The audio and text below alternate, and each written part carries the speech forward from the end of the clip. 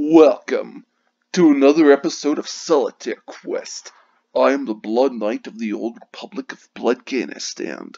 Like, share, and subscribe. And today, folks, at this moment, I am reviewing the movie Airplane 2, the sequel. So yeah, after the SJWs, after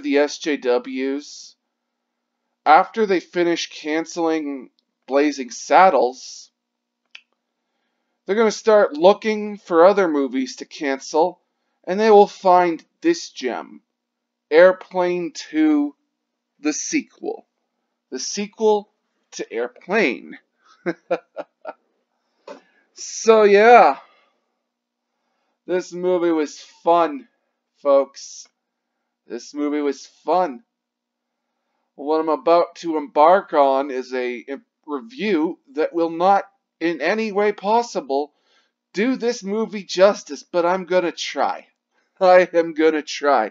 This review, I'm gonna say it right here and right now. I'm gonna be completely honest with you, myself, the world, God, other God, Cthulhu, and the FBI who are listening in on me. They're always listening in on you folks.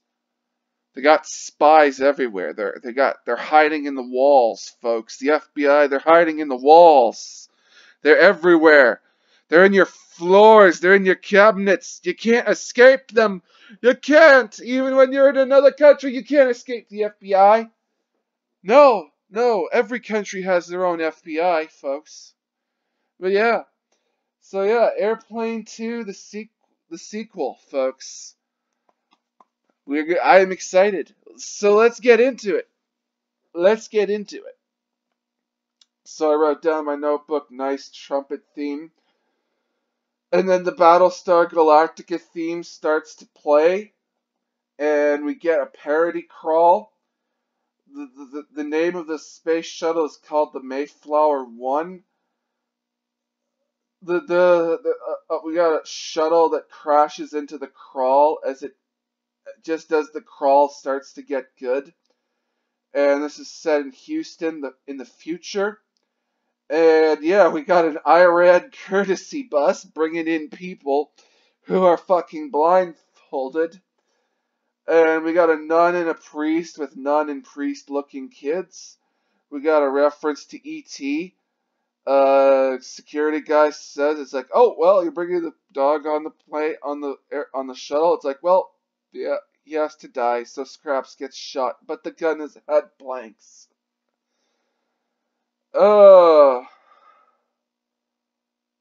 And yeah, only one carry-on. And the girl keeps her one thing of luggage and puts the baby onto the fucking thing for the carry-on or something. And I wrote down in my notebook, toxic as hell. I love it. I wanted to say I fucking love it, but that's not what I had down in my notebooks. I said I love it. So yeah, we got a guy who randomly answers questions, and then there's mission control, and the random kid gets control of the autopilot of a shuttle, and the shuttle crashes and explodes. And yeah, the music in the elevator is freaking loud.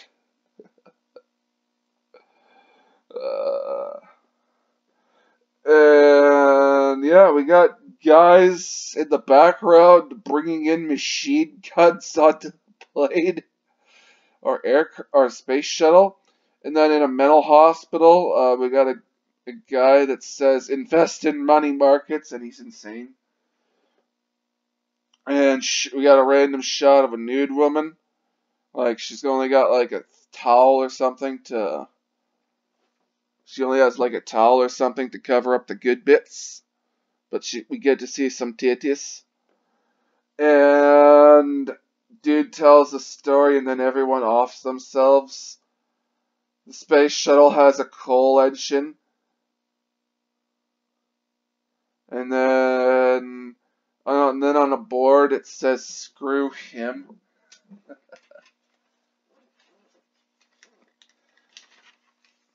Yeah, then the guy escapes from the mental hospital. Walks by a guy singing the Love Boat theme. Guy buys a time bomb, and behind him there's a poster for Rocky XXXVIII. I wrote down in my notebook too many jokes. Like this, like for everything I'm mentioning, I am missing two or three other things, folks. This is fucking funny. Then the guy goes to see Elaine. We got Over and Done in the cockpit. That little skit. We got a shuttle ticket scalper. And then the black guy comes in who's doing the cleaning, and it's like, working at the car wash, yeah. We have that song playing. We got a window on the space shuttle. I wrote down the sign. And then it's like, ready to taxi, and then he turns on a meter. And the shuttle gets jump started. And they are getting their money's worth with the Battlestar Galactica theme, folks. And then the wife, there's a wife that recounts the guy's bad acid trip. And she says, one of the things she says is like, "You thought you were Jesus Christ."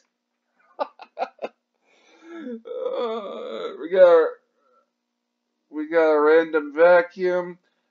Guy starts to tell his story, and then the woman throws up.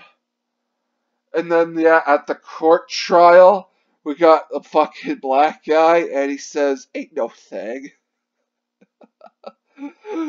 Oh, I wrote down in my notebook, the fucking black guy. Oh my God, it's been a while. It's been a while since I've seen this movie, folks. And then they slap the girl. Macho Grande. Everyone listens in as the girl recounts or talk about sex. And the old woman dies. And there's apparently faulty wiring in the space shuttle. The AI of the computer tells off Elaine. I wrote down there's a Japanese guy in the background, and then I wrote down no, the two guys are Chinese. So yeah, I in the process of reviewing this movie, I misraced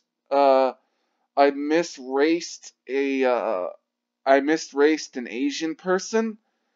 I am profusely sorry, and I will promptly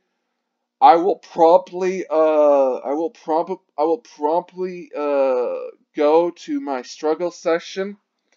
I will promptly go to my struggle session in front of 40 members of the community.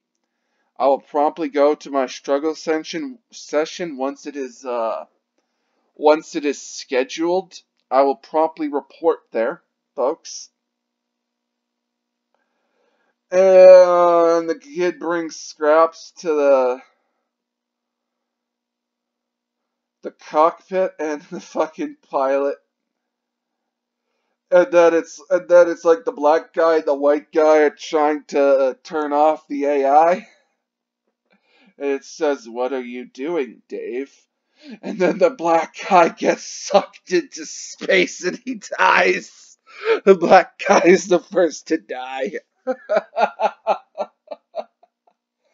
Oh God, yes. It's not a proper move. You don't have a proper move. It's not a proper comedy. Nothing's proper until a random black guy dies in a movie. Like, you can't have a proper comedy or horror movie without a black guy getting killed first. And then the guy looks out the window and sees the two dead dudes in outer space, and it looks like they're dancing. And the woman and there's there's a woman. They find out they run out of coffee, and there's lightning and thunder in space. Everyone finds out this situation, and then at the mention of no comment or no coffee, everyone starts to panic, and then the sign says, "Okay, panic," says the sign. And then a guy confesses to a priest. Mission Impossible theme plays as the captain gets gassed by the AI. And then the information. And then we got information about the sun, and it's hot. And then the random guy starts to fall apart. And then the families are they have stock footage of people trying to bust into the mission control, and stock footage of that. And then the guy says, "Yeah, give them the lead," and then he pours a thing of hot lead down onto the ground, and we hear that, yeah, Ted was right. The main character Ted mans up to fly the plane. Romantic music plays. The only gay guy at the mission control. Oh my god. And yeah, the emergency phone is a recording. And we got a coffee machine under the computer. Like,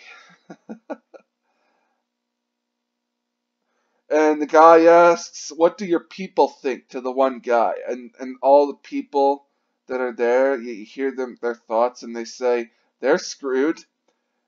And yeah, Battlestar theme as they get close to the sun. Grim Reaper appears in the cockpit. Guys in background trying to do a drug deal at the mission control. And they have to blow the computers. The guy says it's in God's hands now. And then, yeah, Tokyo news, Godzilla in the background. And then in Soviet news, it's like the one guy says he's got a gun being held to his head, and it's like he says, "Hundreds of capitalists to die." And then public broadcasting news, oh my god. And the guys at Mission Control know of an institution of erectile dysfunction. And they're flying towards the sun, and they can fry eggs and bacon and sausage on the control panels. And they need to get the bomb from a guy, like the bomber. And the guy tries to talk him down. Talks about his impotence. And yeah, they want to use the bomb to blow the computer.